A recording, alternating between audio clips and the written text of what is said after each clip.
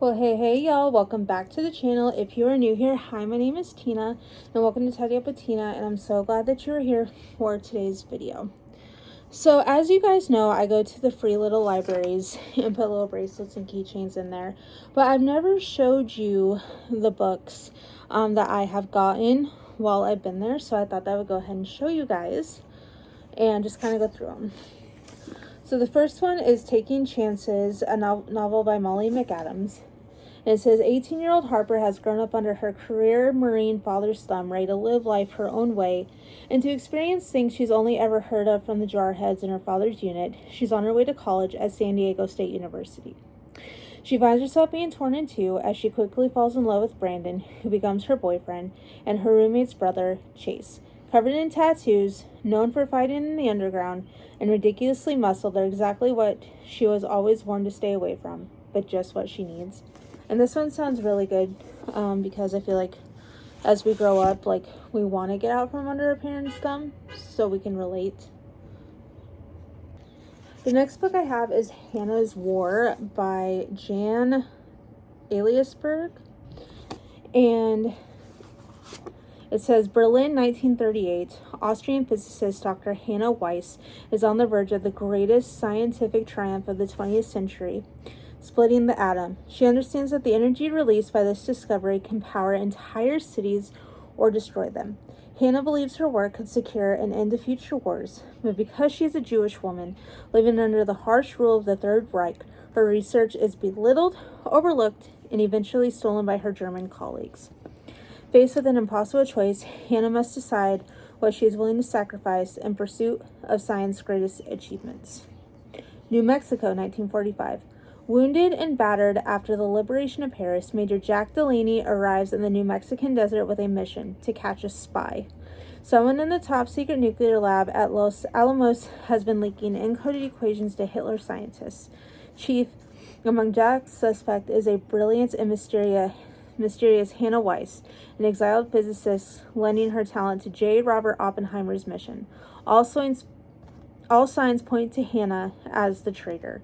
But over 3 days of interrogation, as he filters her lies from the truth, Jack will realize they have more in common than either one bargained for. So I feel like this is going to be like a historical romance type vibe. And I do like these kind of books, so I'm really excited to read that one.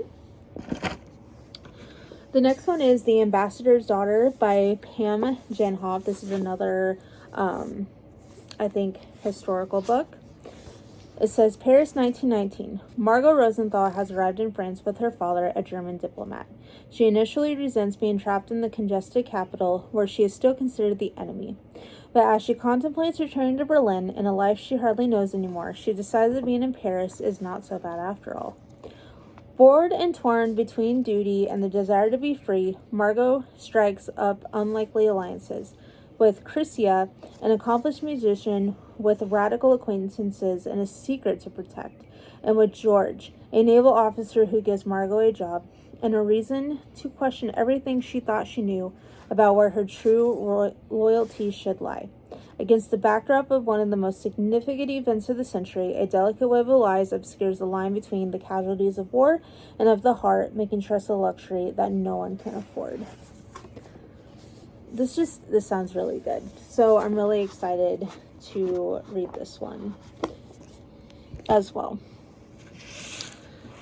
And then the last historical book I have is Girls of Flight City by Lorraine Heath. 1941. A talented flyer, Jessie Lovelace yearns for a career in aviation. When the civilian flight school in her small Texas town begins to clandestinely train British pilots for the Royal Air Force, she fights to become an instructor. But the task isn't without its perils of near misses and death. Faced with the weight of her responsibilities, she finds solace with a British officer until he returns to the battles he never truly left behind.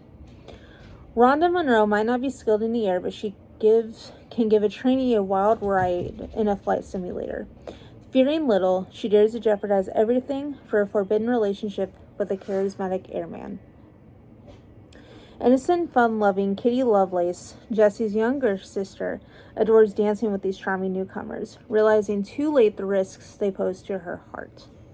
As the war intensifies and America becomes involved, the girls of Flight City do their part to bring a victorious end to the conflict, pouring all their energy into preparing the young cadets to take to the skies and defeat the dangers that await. And lives from both sides of the Atlantic will forever changed by love and loss.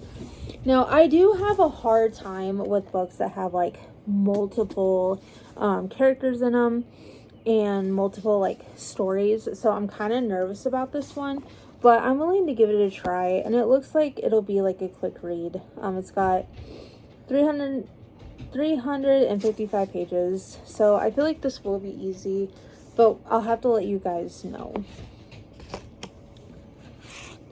The next one is Belladonna, Our Italian Year, a novel. It is summer 1956 when Bridget first meets Isabella. In their conservative Connecticut town, Isabella is a breath of fresh air. She is worldly, alluring, and brazen, an enigma. When they receive an offer to study at the Accademia di Belle Arte in Italy, Bridget is thrilled. This is her ticket to Europe, and better still, a chance to spend 9 whole months with her glamorous and unpredictable best friend. There, lodged in a covenant of nuns who have taken a vow of silence, the two girls move toward a passionate but fragile intimacy. As the years roll on, Bridget grows increasingly fearful that she will lose Isabella's affection, and the more desperate she gets, the greater she will go to keep her. Belladonna is hypnotizing coming-of-age story set against the stunning and evocative backdrops of rural northern Italy. Anvara Salem tells a story of friendship and obsession, desire and betrayal, and the lies we tell in order to belong. Alright, this next one is Insignificant Events in the Life of a Cactus by Dusty Bowling. And this one looks like it's going to be easy. It says, that's just what she tells people when she gets the looks. The truth is, Avon was born without arms, but at age 13, that hasn't stopped her from doing almost anything. Then her parents take a job running Stagecoach Pass, a rundown western theme park in Arizona, and Avon has to leave everything she knows behind. Avon struggles to make friends at her new school, where the kids can't seem to get past her missing arms, but her life takes another unexpected turn when she meets Connor, a classmate who feels isolated because of his own disability. Together, they discover an old storage shed at the park that holds bigger secrets than Avon ever could have imagined. It's hard to solve a mystery, help a friend, and face your fears, but Avon's about to find out what she's capable of and how far from insignificant she is. And I'm excited to read this one because, like, even though, like, I have disabilities, but they're not visible, it's still hard sometimes, and I feel like we all can relate to that, so I'm really excited to read this one. And then I have one more book, and it is The Princess Trap by Kirsten Bowie.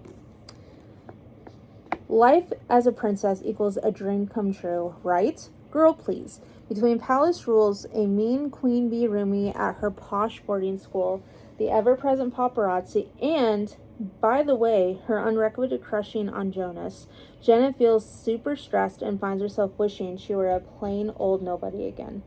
Which is why she tries to run away, only to get trapped in a scheme to overthrow her uncle, the king. Major drama.